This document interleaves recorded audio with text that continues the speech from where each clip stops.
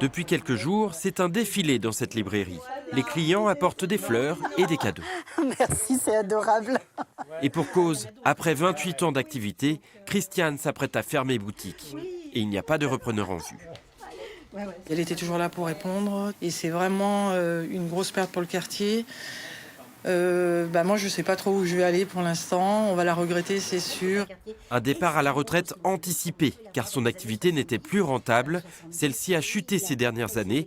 Pour elle, c'est l'effet de 4 ans de travaux successifs dans le quartier. 4 ans et demi de trous dans les trottoirs, dans l'avenue sur la chaussée à proprement parler, de fermeture de l'avenue, de détournement de la circulation. Quand on a des travaux qui commencent au mois de novembre et qu'on voit sa clientèle passer de 150 clients par jour à moins de 70 clients par jour, il n'y a quand même pas besoin d'être devin pour se dire qu'une rue bloquée et plus de places de stationnement induisent sont responsables directement de la perte de chiffre d'affaires.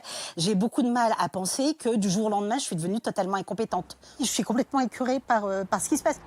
L'avenue a d'abord subi le renouvellement du réseau de gaz, puis celui de l'eau, suivi des travaux d'aménagement de la métropole pour réduire la place de la voiture. Les commerçants dénoncent une mauvaise coordination de ces travaux et un manque d'accompagnement. Il aurait fallu certainement tenir compte de certaines remarques, priorités que les commerçants avaient émises. On n'est pas plus intelligent, mais ni moins bête que ceux qui ont pris les décisions de faire ça ici. Par contre, nous, on le vit au quotidien, ce quartier. Donc je pense qu'on avait des idées qui étaient à prendre et à retenir. Et vous n'avez pas été entendu? On n'a pas été écoutés, ouais. Les commerçants disent souffrir d'une baisse de 25 à 30% de leurs ventes durant les travaux.